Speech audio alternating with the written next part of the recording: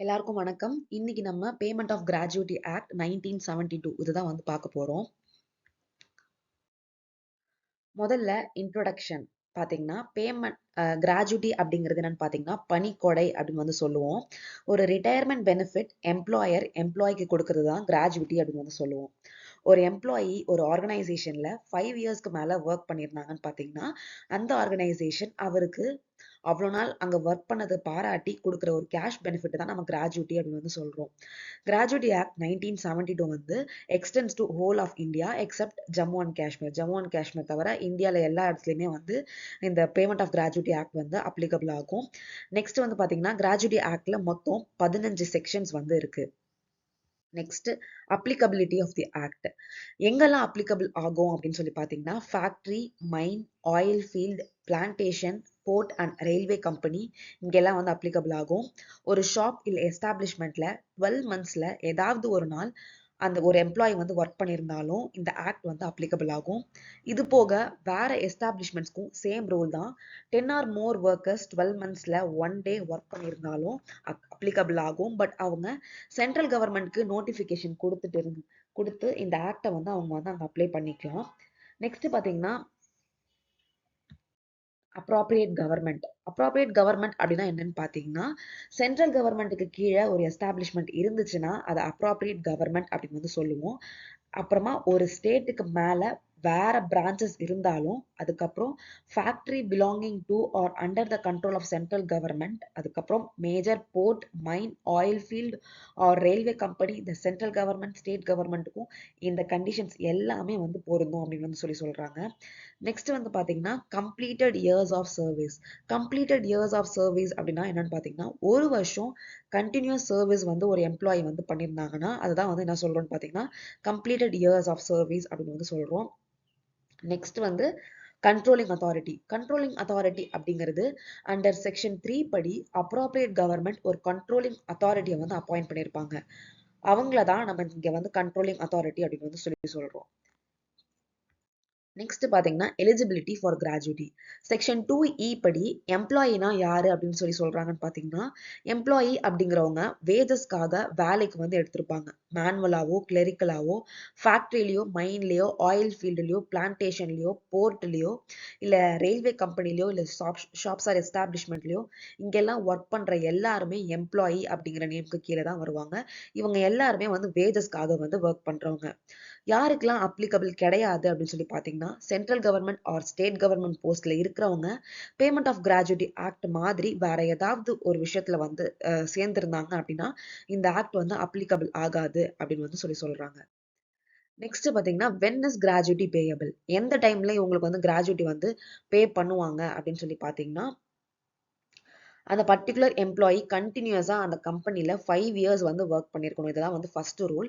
அதுக்கப்புறம் அதுலயுமே அவங்க எப்போல்லாம் அந்த கிராஜுவிட்டி வந்து அவங்க அவைல் பண்ணிக்கலாம் அப்படின்னு சொல்லி பார்த்தீங்கன்னா ரிசைன் பண்ணும்போது, ரிட்டையர்மெண்ட் ஆகும்போது, சூப்பர் ஆனுவேஷன் அப்போ இல்ல death or disablement due to accident or disease இந்த டைம்லலாம் இவங்க வந்து அந்த கிராஜுவிட்டி வந்து அவைல் பண்ணிக்கலாம் அப்படின்னு சொல்றாங்க.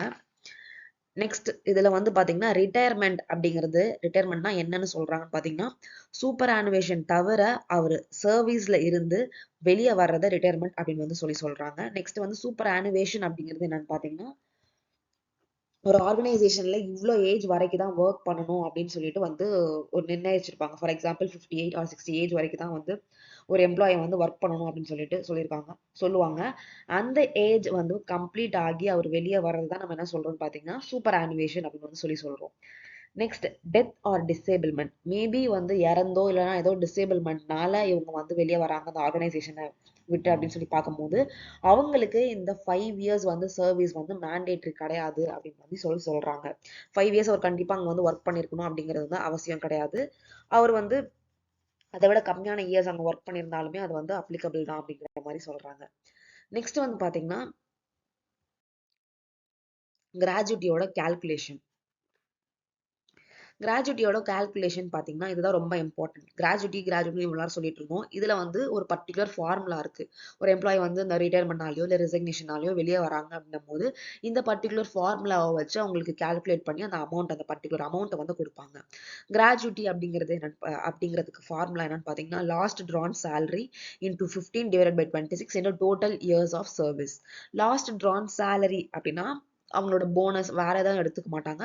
வெறும் பேசிக் பிளஸ் டியர்னஸ் அலவன்ஸ், அவங்க கடைசியா வாங்கிட்டு இருந்த பேசிக் பிளஸ் டியர்னஸ் அலவன்ஸ் அந்த இதை எடுத்துப்பாங்க.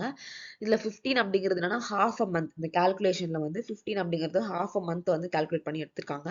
அண்ட் 26 அப்படிங்கிறது என்னன்னு பாத்தீங்கன்னா ஒர்க்கிங் டேஸ் வந்து லேபர் லா படி ஒரு பர்டிகுலர் எம்ப்ளாயி ஒரு ஆர்கனைசேஷன்ல ஒர்க் பண்றாங்க, ஒரு கம்பெனில ஒர்க் பண்றாங்கன்னு பாத்தீங்கன்னா அவங்களுக்கு வந்து மேண்டேட்டரியா வீக் ஆஃப் வந்து கொடுக்கணும். 1 வீக் ஒர்க் பண்ணியிருந்தாங்கன்னா அவங்களுக்கு வீக் ஆஃப் வந்து கண்டிப்பா கொடுக்கணும்.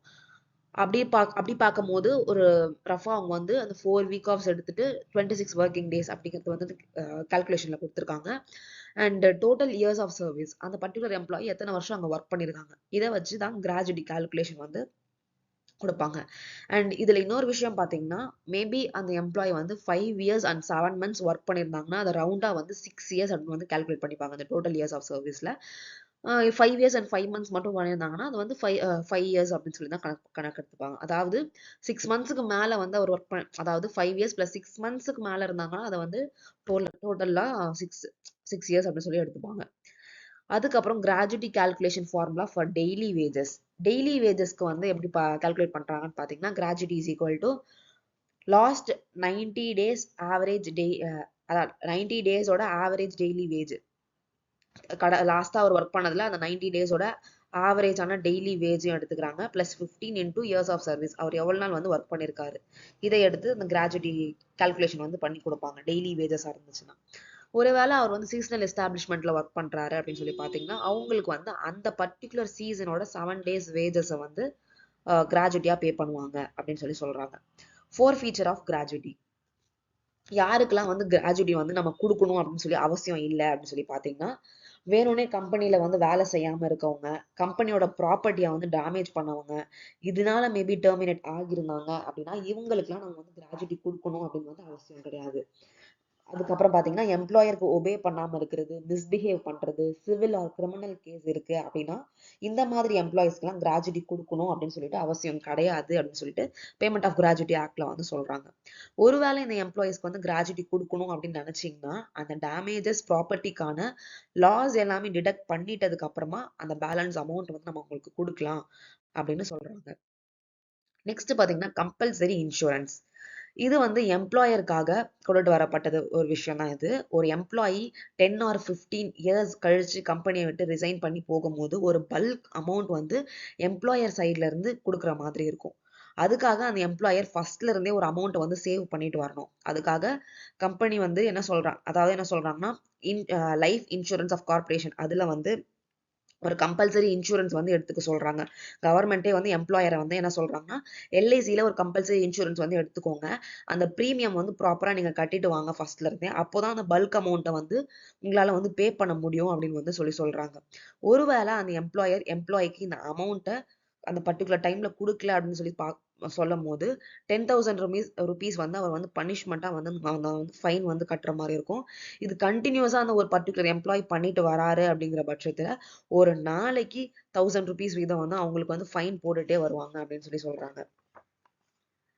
Power to exempt. யாருக்கெல்லாம் வந்து எக்ஸம்ஷன் இருக்கு அப்படின்னு சொல்லி பாத்தீங்கன்னா கிராஜுவிட்டி இவங்களுக்கு கொடுக்க வேணாம் அப்படின்னு சொல்லிட்டு சில பேருக்கு வந்து சொல்றாங்க. அவங்க யாருன்னா அப்ராப்ரியேட் கவர்மெண்ட்ல வந்து இவங்க வந்து எக்ஸப்ஷன் வாங்கியிருக்கணும். இந்த ஆக்ட் அளவுக்கு எங்களுக்கு வந்து பெனிஃபிஷியலான ஒரு ஆக்ட் இருக்கு, இல்ல இதை விட நல்ல பெனிஃபிட் கொடுக்குற ஆக்ட் வந்து இவங்க ஆல்ரெடி வந்து ஃபாலோ பண்ணிட்டு வராங்க, அதுக்கு கீழே இவங்க வராங்க அப்படின்னு சொல்லும் போது இவங்க வந்து அப்ராப்ரியேட் கவர்மெண்ட் வந்து ஒரு நோட்டிபிகேஷன் மூலியமா இதை தெரிவிச்சு அவங்க வந்து எக்ஸம்ஷன் வந்து வாங்கிக்கலாம் அப்படின்னு வந்து சொல்றாங்க. Next nomination.